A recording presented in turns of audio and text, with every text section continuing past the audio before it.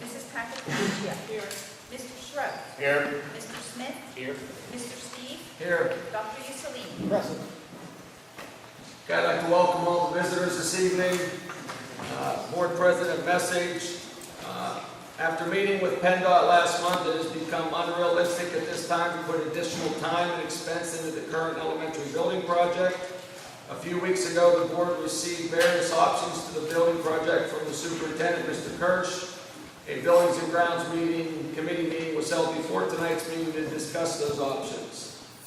Also, I'd like to congratulate the 2017 graduates of IHS. The KCAC provided the perfect place to hold such an event for our district. Thank you. We have public comment. First up, Mrs. Cunningham.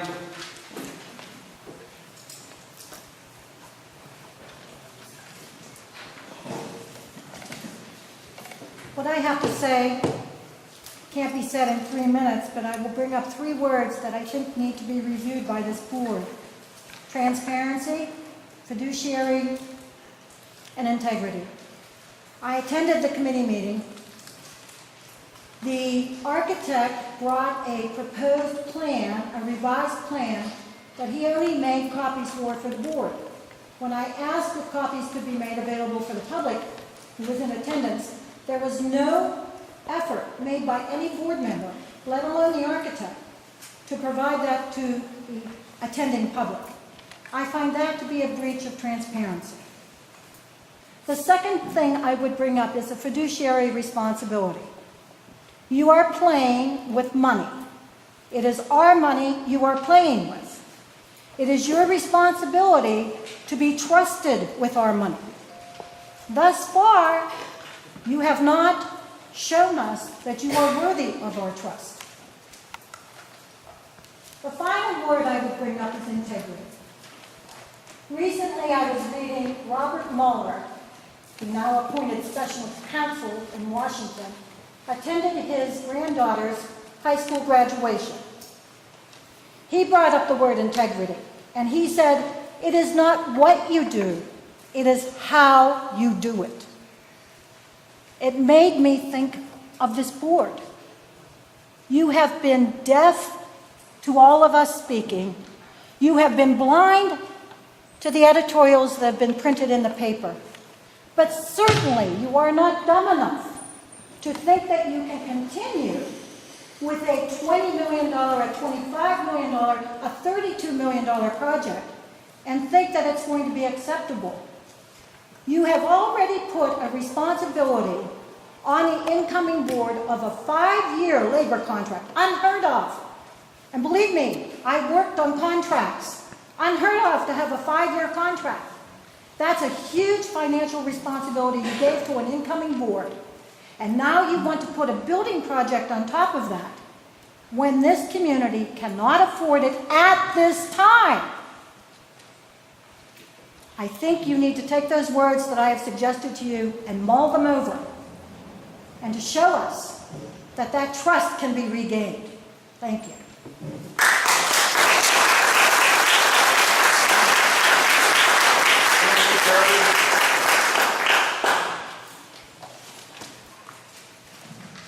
Good evening.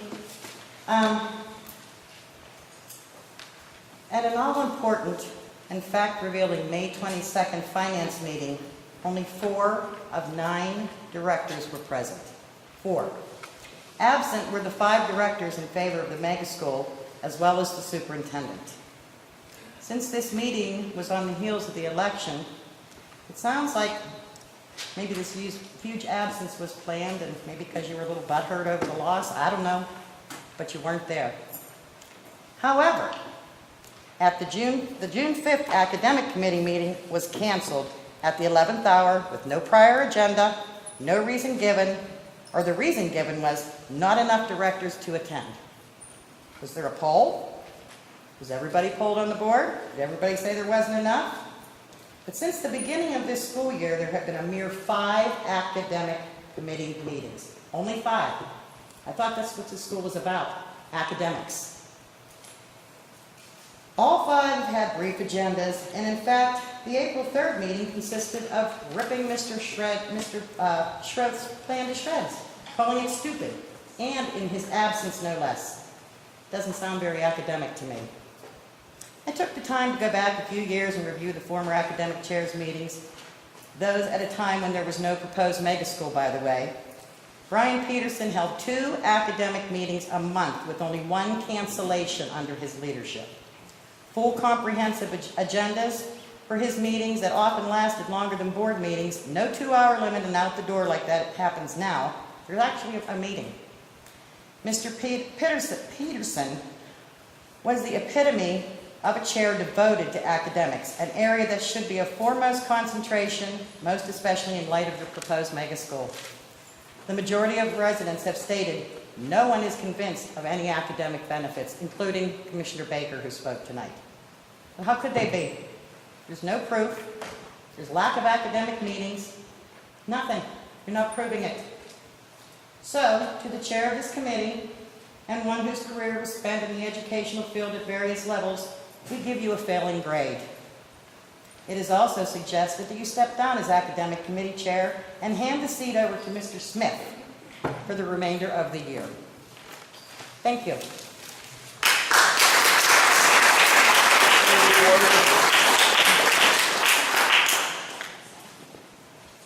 Hello.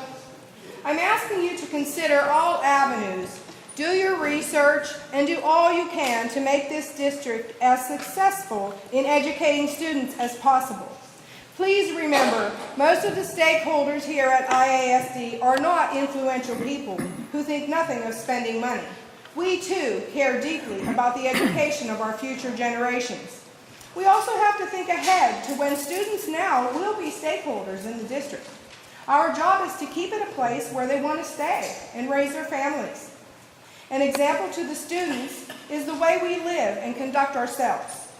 Referring to local board policies listing on the board's websites, to promote student growth and achievement, an effective school board allocates resources in a manner designed to facilitate student achievement, leads with respect and taking full responsibility for board activity and behavior, engages all community stakeholders, governs through policy by seeking input from stakeholders and following an established procedure for consideration, ensures that effective planning occurs by adopting a financial plan that considers short-term and long-term goals. These items are just a few. Please take time to look at them on the website. Decisions you make affect all the residents of the district, young and old, rich and poor. We must work together to make this district one that is united in purpose and direction for the future. Another concern is the budget for 17-18 as presented. It shows over a $1.3 million shortfall with a capital reserve balance as of 6/30, which isn't here yet, of $1.1 million. What happens if we have a large unexpected expenditure? Spending down the reserve so quickly will break us, especially if a budget is approved with a $1.3 million shortfall. Also in Exhibit A, the debt information says the principal balance in debt service at this time is $48 million. I believe that no financial advisor or accounting firm would advise a district to add another $24 million in debt. Think about it. We don't run our households like that, and those who do are seen to be irresponsible. Referring to the standards I mentioned above, would approving this budget be transferring these funds allocate resources in a manner designed to facilitate student achievement, model responsible governance by leading and respecting, taking full responsibility for board activity and behavior, ensure that effective planning occurs by adopting a financial plan that considers short-term and long-term needs? I think not. What think you?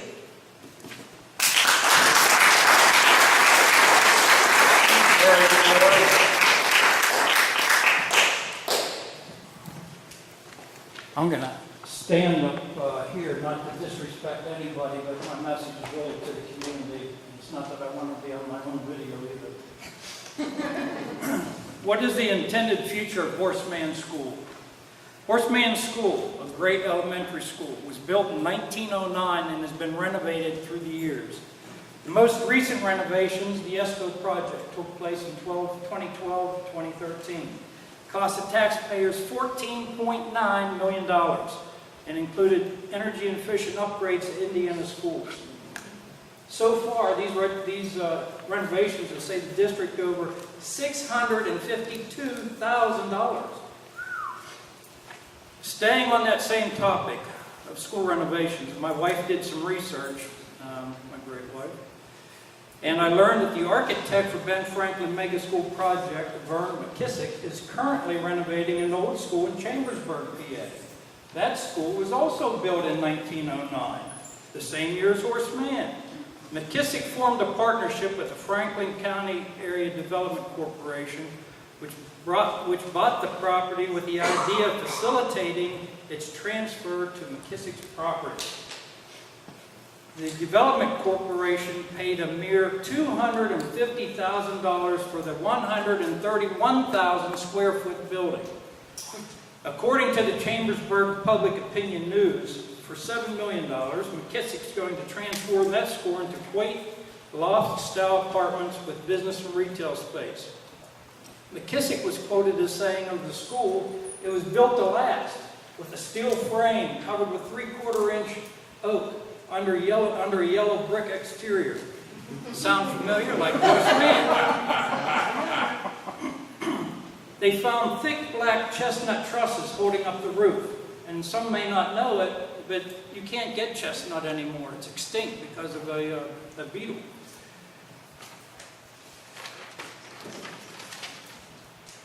Baseboards are made of 8-inch oak planks and solid oak flooring hiding under asbestos tiles.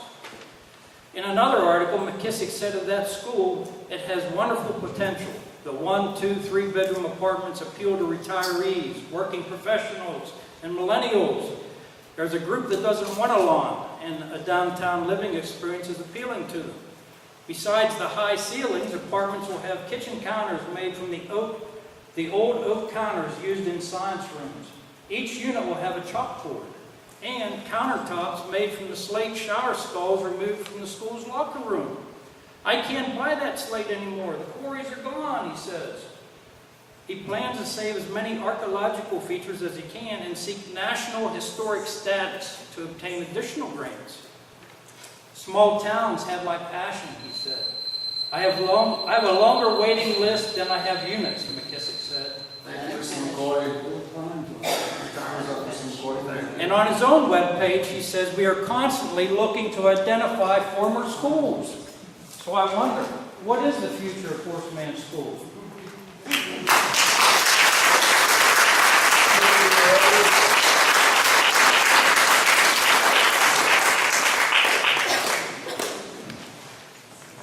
This evening, I stand before you as a representative of the community. To members of the board, let me remind you that this is your community also. As you are likely aware by now, on Friday, June the 9th, we filed a writ of summons against this board. For those here that do not know what a writ of summons is, I have provided a copy. I did not know what a writ of summons was until recently. It provides a defendant with notice of the lawsuit. We as a community have felt that this is the appropriate action at this time for 2 reasons. First, Board President Doug Steve's comment on May 16th in the Indiana Gazette that stated that he felt that, quote, the burden is on the district. I am assuming, since he is the president of the board, that he speaks for the board. And then I did not note that any board member verbalized a dissenting opinion. Second, and what I feel is most important, is what this board has succeeded in accomplishing in the past year: the degradation of trust. This community does not trust the actions of this board. What we as a community are expecting from the present board is the following. We expect that you will not exceed your power in the remainder of your term. We expect that you will make decisions that are fiscally responsible and reflective of this community's needs and economic limitations. We expect that the present board permit the incoming board to function freely on behalf of the public without being hindered by projects or policies that are passed at the end of their term. We expect that the assets of the district be intact, neither sold or disposed of, in place for full review and evaluation of the incoming board. The burden is on this board not to enter into contracts that extend beyond their term. The burden is not on the successor board to rescind these invalid contracts. Your failure to meet these expectations will lead to further legal action. And yes, Mr. Steve and fellow board members, we are willing to take up the burden.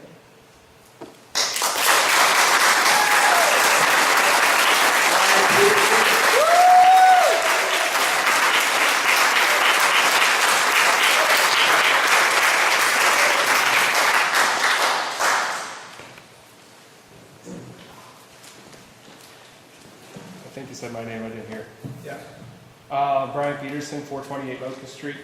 Earlier tonight, I attended the Buildings and Grounds meeting where the status and the timeline of the building project was discussed and pros and cons of different options were presented. I would like to second Mr. Schro's suggestion from that meeting. Why not take the next couple of months to plan with the community on what to do with any building project and the money already borrowed?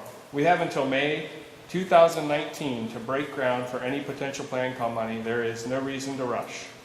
Unless a successful write-in campaign in November would happen, we know most of the results of the incoming board.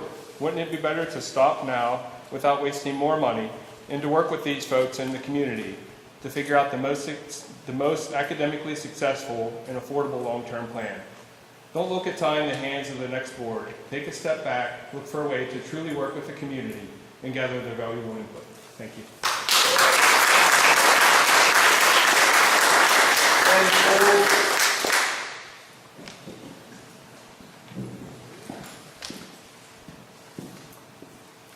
Good evening. I'm Ben Ford. I'm an IASD resident. I'm on the Indiana Borough Council, and I'm a registered professional archaeologist. I am concerned about McKissick Associates' continued misrepresentations of their interactions with the Pennsylvania Historical and Museum Commission's State Historic Preservation Office, which I'll refer to as the SHPO from now on, just for brevity. At the May 18, 2017 Building and Grounds Committee meeting, Representative McKissick stated that they had provided updated maps to SHPO. This is not the case. SHPO has no record of updated submissions from McKissick. I checked with the SHPO on Thursday, June 8th. They still have not received any additional information regarding this project since the original submission. The original submission was several changes in the plan ago. The letter of response from the SHPO to that original submission states that the SHPO are to be informed if the project changes. This has not happened. This is a symptom of a project that is being jammed through with inadequate planning. The failure to comply with the State Historic Preservation Office request and the misinformation provided at the May Building and Grounds Committee meeting compounds McKissick's misrepresentations at the January 10th White Township Planning Commission meeting and the January 17th Building and Grounds Committee meeting. On January 10th, the McKissick representative stated that they had begun the SHPO process when they had not.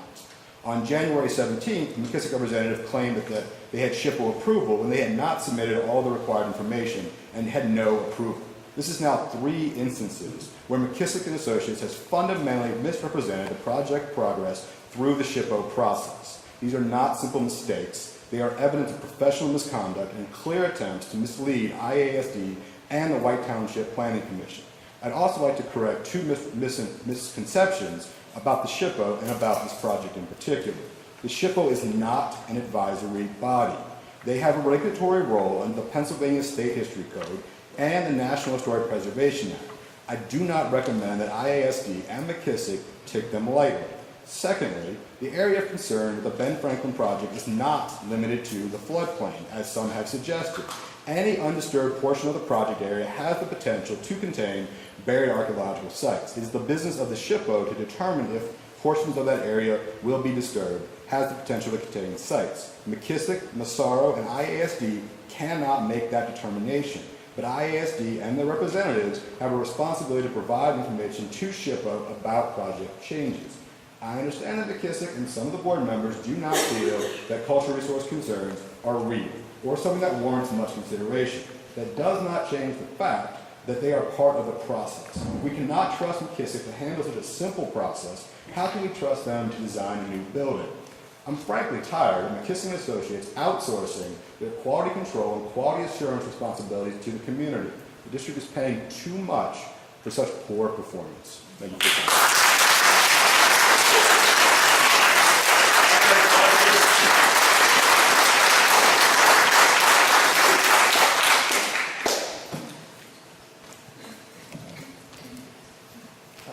Eric Barker, 662 Chestnut Street. The results are in and the voters have spoken. It's clear that elected officials in the Indiana Area School District have opposed this project unanimously and have done so for quite a period of time. It was now the voters' turn to be heard on Election Day, and the results were clear. People don't want this project, and they don't want any major building project right now.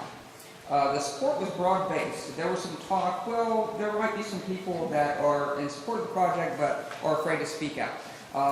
Or maybe it's just pockets of the community, maybe it's just the people around Horace Mann that really want to save their school. The results did not bear that out. The results were, in Armstrong Township, 88% of the votes cast were for opponents of the building project. In the borough of Indiana, 91% of the votes cast were of opponents of the building project. In Chillicothe Borough, 95% of the votes cast were for opponents of the building project.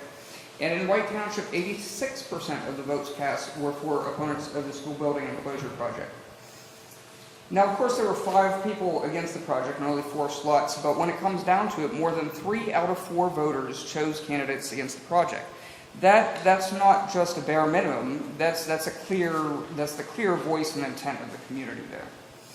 There's a broad-based coalition from people on the left, from people on the right, from independents, from people that are concerned about academics, to people that are concerned about taxpayers, that we want the buildings the way they are, pay off the debt that you have, and then go for a long-range plan and see what's in the best interest of our students.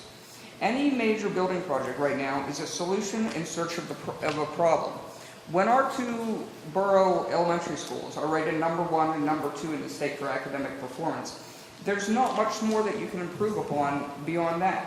The #1 priority of this school district and of the school board is to maintain excellent academics and excellent student performance, which we already have.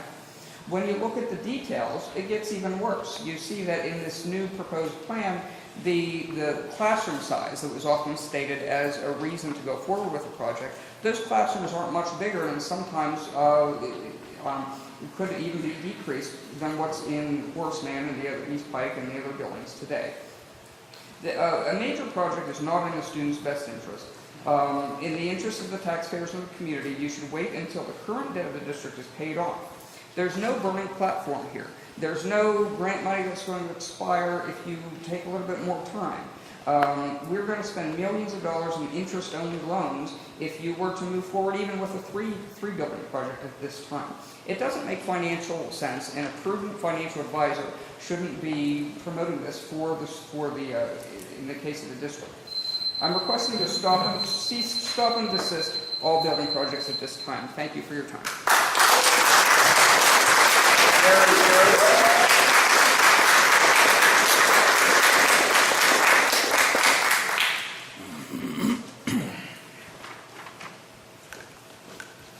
Good evening all. Thanks again for letting me speak.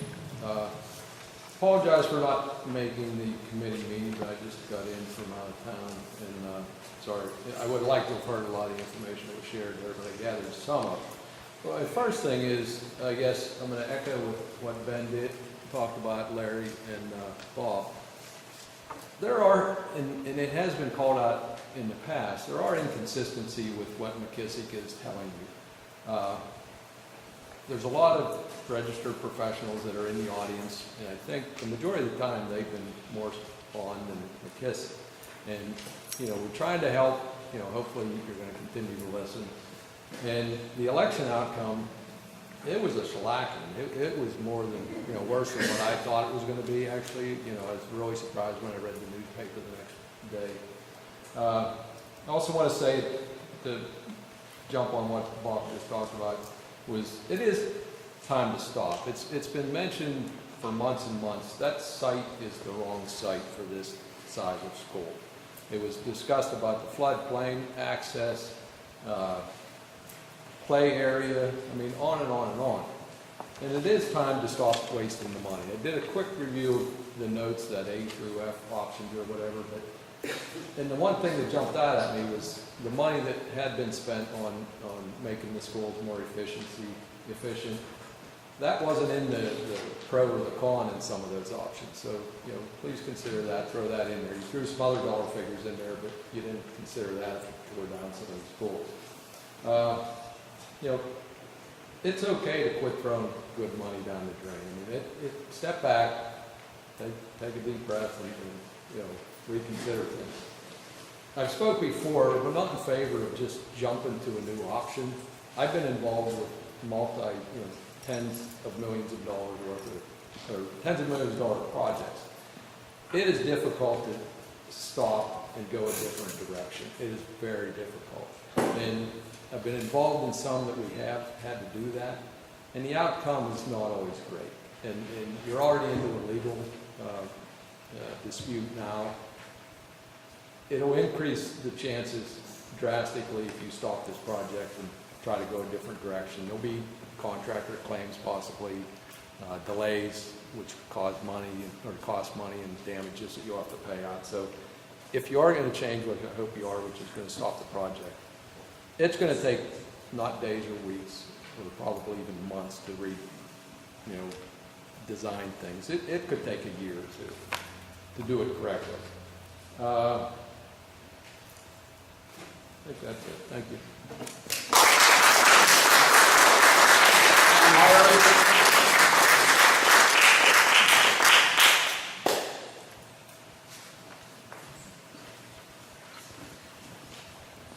Good evening. You guys got to be getting tired of hearing all this, because it seems like you keep repeating what we said last month. Went to a committee meeting this afternoon, 15, 20 minutes I was there. Your architect wouldn't share the plans.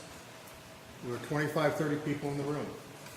If you're going to build trust, you need to share the documents. Mr. Kirsch shared his options, passed out the paperwork. We obviously have a copy. Legally, you're not required to, because it's a draft document. Legally, you're not required to. If you want to get the community behind any of these options, you've got to start engaging with us. You've got to start talking to us. You've got to start showing what you're talking about. I can do myself. You okay? I asked you to start the process again. The meeting you had tonight, completely useless from the public point of view. You might as well have had a board meeting for all the good it did to people in the audience. You're not building trust. The public doesn't trust the decisions you're making. And you're not giving us any reason to trust you. So if you're going to start with various options, you're going to start going down the road and try to do something before December, for God's sake, make the documents available, engage the community, listen to some of these people that know what they're talking about, show us the plans. Take a look at the plans yourself. When did you see this scheme today? When did you see it? When he handed it out? You allowed the architect to tell Josie Cunningham that she couldn't have a document. That's not the way to run this district.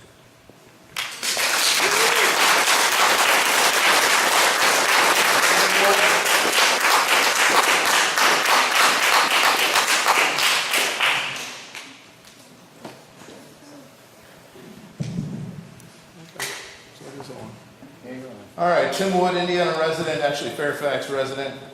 First of all, I'd like to say, if I was on this board, I would be petitioning that the solicitor figure out a way to get out of paying McKissick, since they were a complete failure.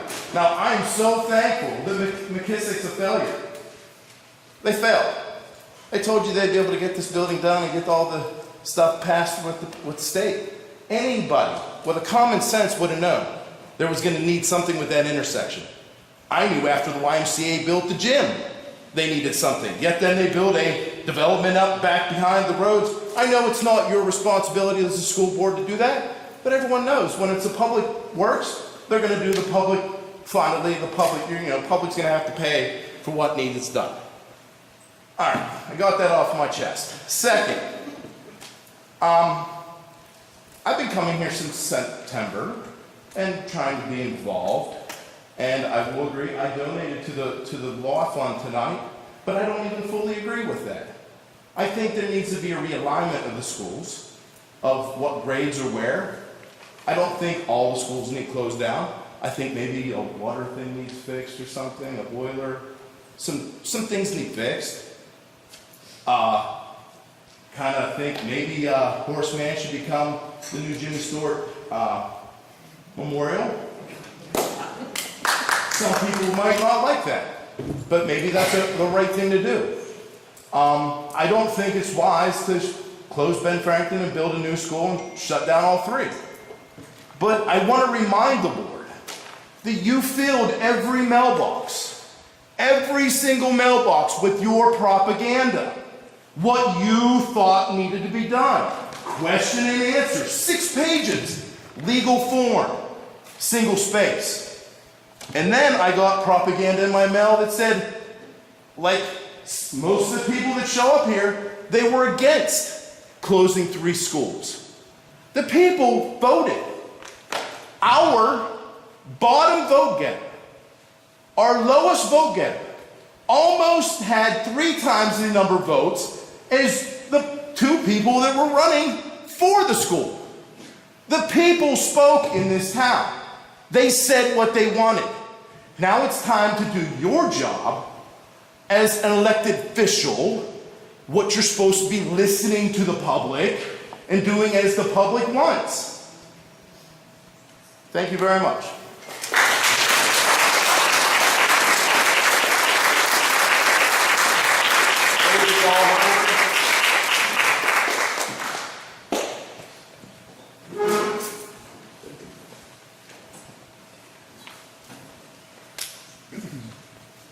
Good evening.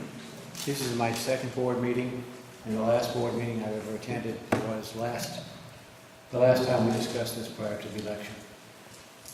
At that time, we talked about how, contrary to what we hear month after month, apparently, meeting after meeting, we believe that the board honestly cares about the students. We believe that the board does believe that a massive new mega school building project would be in the best interest of the school district and of the students, as well as the teachers and the educational process. The problem was that was the exact question that was raised to the public in the election that was held recently. And exactly the issue that was discussed last time. The information that was sent out to us from the superintendent, the people that have written letters and have come month after month to speak to the board, were in fact mere representations of opinions about the central core issue: is the school district and the students, are the school district and the students better off with a mega building project, or are they better off by a reconsideration of a less expansive and less costly alternative?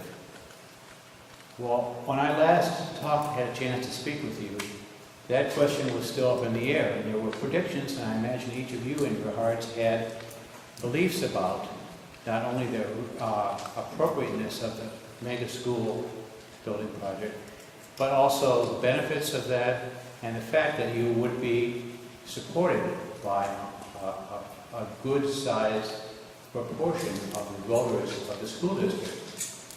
But the problem was that that's not how the election turned out. And another problem was that the quality of education, increase in quality of education that was supposed to occur as a result of the building project was not adequately explained or justified through any of the mailings that we received or through comments that board members and supporters of the board building project had an opportunity to write the influence governmental officials and to write letters to the editor and in many ways express their opinions. Despite this opportunity on both sides to express their opinion, there was not represented a realistic, documented, empirically based support that was recognized by voters of Indiana. Similarly, not recognizing this basis of support for all of our elected officials from the borough, from the county, from the state representatives, from the state senators. Therefore, I'm asking you, consider your legacy and consider whether you want to be seen as leaving for your retirement members from the board, as leaving a legacy of bitterness, hatred, divide, and legal challenge. Thank you.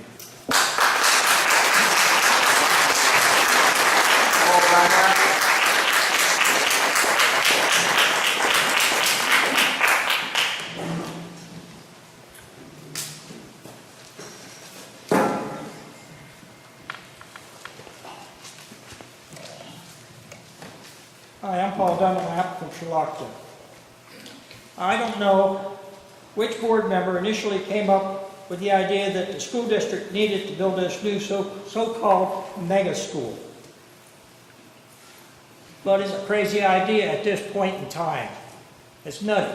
I don't mean to be sarcastic, but this school district is already carrying a large burden of debt. Now, I know that some of you people weren't involved in running that tab up like that. But as current members, you're responsible for it. We can't afford another 32+ million, and you know there's going to be overruns. Some members of this board should take some classes in finance and economics. The fact that you have already borrowed monies for this mega project before everything was in place, and against the overwhelming opposition of those who would have to foot the burden of this ill-conceived project, shows your incompetence. I have no idea what the board is trying to prove by continuing with this project. History will surely show that the board was the one that bankrupted the school district, this school board. I wouldn't want that accomplishment on my resume. Put your egos aside and end this insane financial disaster. Now, what gives me the right to be so sarcastic? Let me tell you. When I was 17, I graduated high school, and I spent 3 years in the military. Then I went to work for the next 20 years in the factories and sweatshops, just like most of these folks sitting out here right now. So I know what it's like to live paycheck to paycheck. And because of my low income status, I qualified for a lot of state and federal grant monies to go to college. I did accomplish an associate degree in business management, a bachelor's degree in education, and a whole lot of other business classes after that, enough to wind up with another degree probably if I wanted to pursue it. Had a lot of accounting and a lot of finance. Then I went into teaching. I spent the next 18 years at the high school and college level. So I'm no rookie to this education thing. I know the politics behind education. There's a lot of it, believe me. This just is not the proper time to do this kind of thing when we're carrying the kind of burden we're already carrying. It's just insane. We're just bankrupt the school district. It's going to kill property values. I think everybody should agree with that. You couldn't give your house away with these property taxes going up every year. That's all I got to say.